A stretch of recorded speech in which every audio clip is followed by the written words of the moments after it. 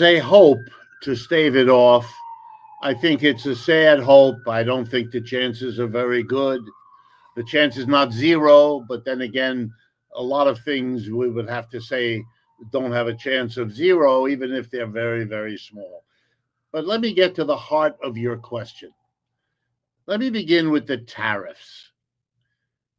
The tariff is a tax. It is a tax that a country puts on goods and services that are produced outside the country, but that come into the country where they are finally sold and consumed by whoever buys them. So, what you're doing is applying a tax when an externally produced good or service crosses your border into your country. Tariffs are hundreds and hundreds of years old. There's nothing new, there's nothing original, there's nothing exceptional about a country applying tariffs.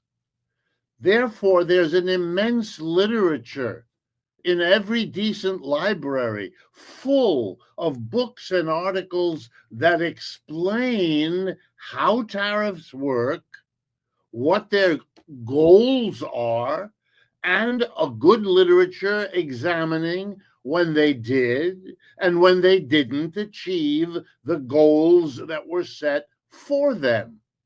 So we know all of that.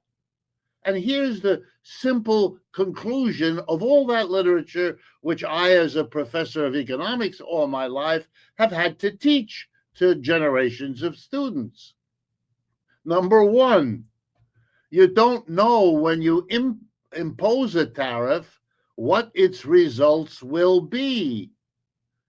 You know, it's a little bit like raising an interest rate or changing the value of your currency or any other kind of important economic change. It can go this way or it can go that way, and it depends on the context and the other things going on, what the effect of a tariff or any of these other things will be. So when you hear either Mr. Trump or any of his economic advisors telling you we're putting on a tariff because it's going to have this particular result, my politest way of responding is you'd be better off talking to somebody else, because this is a person who is telling you something they cannot know. Okay, now let's be concrete about what is going on in the US right now. Mr. Trump, in order to look like he's the big, powerful leader who's going to bring us, just like your clip said, riches beyond imagination and all the rest of that kind of talk, he is levying tariffs on our neighbors to the north and south, Mexico and Canada, on our European, I was about to say allies, but that's not so clear anymore, and on all the dirty 15 and all the rest that are being talked about. And that's going to mean that if you buy something from Canada or Mexico or Europe or any of the others that have a tariff, you're going to have to pay more money. You're going to have to buy the object and pay whatever it costs, plus the tariff, which is a tax imposed by the United States on these goods and services coming in, which will be charged to you, the buyer, and that money you pay will go to Uncle Sam. So, for example, you'll have to pay $20,000 for a motor scooter made in Italy, say, and if it's got a tariff, an additional, I don't know, $1,000, $5,000, depends how high they set the tariff, that'll go to Uncle Sam. So you'll be out more money. Now, let's take a look at that. Right there, before we take another step, here's the logic. A tariff will raise the prices of the goods that are affected by the tariff. If we're not going to bring in avocados from Mexico, because that's where most of them come from, without a tariff now, if we're going to put a tariff on them, That's the threat. Well, then your avocado, however you eat it, is going to cost you more. Long story short, it's going to worsen the inflation. Wow, that's serious. Do we know in advance that that's going to happen? No, it could be offset by something else.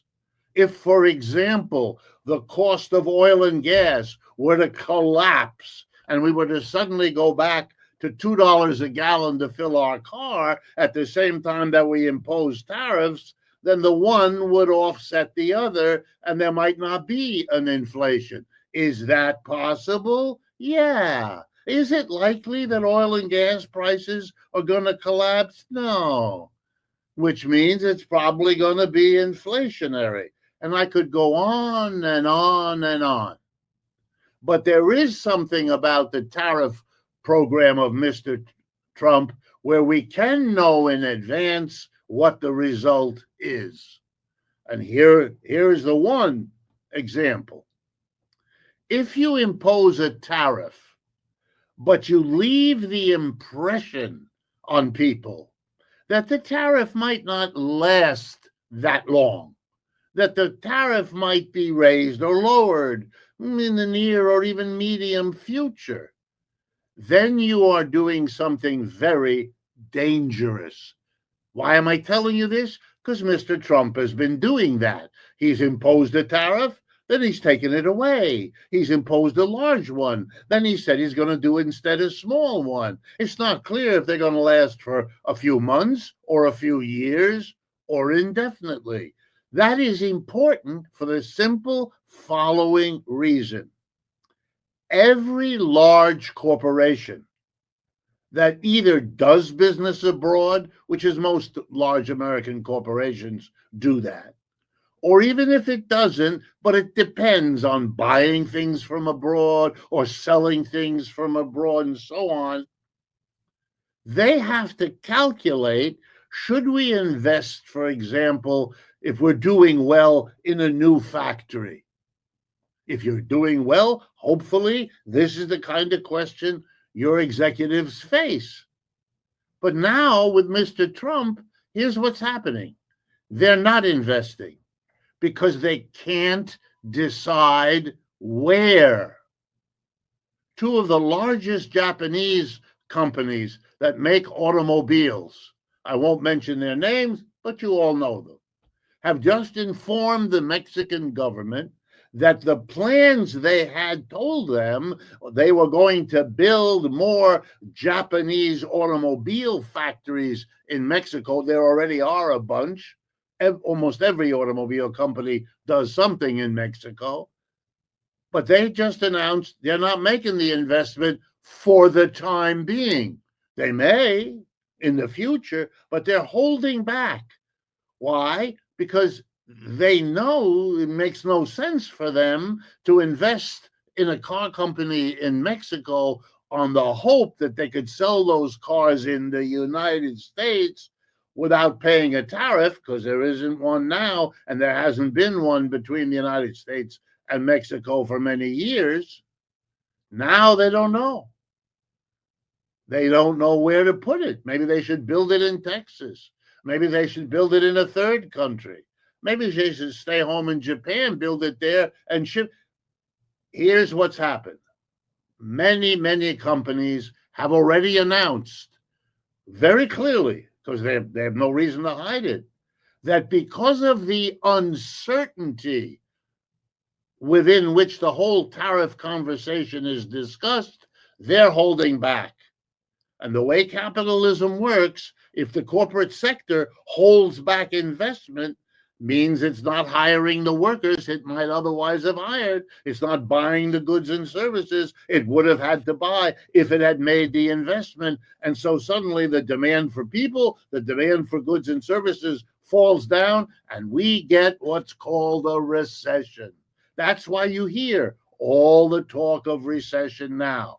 The fault and the blame goes first to the corporate executives who make the decision to invest or not, here or there. We are all, let's remember, we are all held hostage. If you live in a capitalist system, we are all held hostage for our jobs, our incomes, and everything else by the decision of the tiny minority of top executives who make all the investment choices that we have to live with. And what Mr. Trump, his fault is that he's making life so uncertain for them, forget about us, for them, that they're reacting in the way they normally do. And so all of us are wondering whether we're going to have a recession and how badly it's going to affect you, me, your family, my family, our town, your community, and so on. I'm sure you've seen the headlines about consumer confidence. It's at a 12-year low. Donald Trump's foreign policy, and I'm curious if you could integrate your analysis of the empire here, because Donald Trump's foreign policy has not been experiencing a recession. There's bombs over Yemen, there's the Signal Gate, but recently also a move escalating tariffs on Venezuela, imposing a 25% tariff on anybody trading with Venezuela in oil. This particularly targets China. Talk about what is really a crisis for ordinary people. People are telling these investors, they're telling these economic periodicals that they are feeling the burn right now. Your thoughts? Let me start with a number of the things that are really remarkable about all of this. I'll begin with the last one you mentioned, the Venezuela story. That really has to be called a kind of remarkable extension of what Mr. Trump and his people have been doing. It's one thing to put a tariff on a country that you buy from and you want to protect your own producers at home by making it more costly to buy the alternative competing good produced abroad. Okay, we understand what that is. That's what a tariff is. That's why tariffs are imposed. But what the United States just did with Venezuela is different. It's not about a tariff on anything produced in Venezuela by Venezuelans when that stuff is bought by Americans here in the US. That would be a normal tariff. What the United States said was that they would impose a tariff on countries not about whether or not their goods come here and compete with our goods. No. If another country with whom we may not have any trade at all, and so, there's no issue, but if they do business with a third country, Venezuela in this case, if they buy oil and gas from Venezuela, that's key because that's a major product Venezuela has and upon which its economy depends. We are now operating what used to be called a secondary boycott. We are basically saying we will punish any country or any entity. We might sanction a corporation. You do business with someone we don't like, Venezuela's government, and we will punish you. This is the behavior. There's no way out of this. This is the behavior of somebody, the US, that wants to control world trade. Any one of the 180 countries in the world, and many of them are in fact doing it right now, buy oil and gas from Venezuela. Since they have choices, they're probably buying oil and gas from Venezuela because it's a good deal. Maybe they're near Venezuela and the shipping is less costly. Or maybe Venezuela sells oil and gas at a lower price. Normally, up until recently, the leaders of the United States would have insisted that free trade is what we believe in. Venezuela should be able to sell what it has to sell in the market at whatever price it negotiates with buyers. Buyers and sellers getting together, negotiating and coming upon an agreed price, or else not doing business. We've now given that up. We're giving it up everywhere. We can't make it in a free trade system. It's an irony people should understand, because for the last 40 to 50 years, the United States has been, the champion of global free trade. the country that most insists that the government shouldn't tell you what to do economically. It should be left to the market, that the market is what's efficient, that the market is what makes the best outcomes. Well, either we were lying then, or we've had an epiphany and dropped all of that.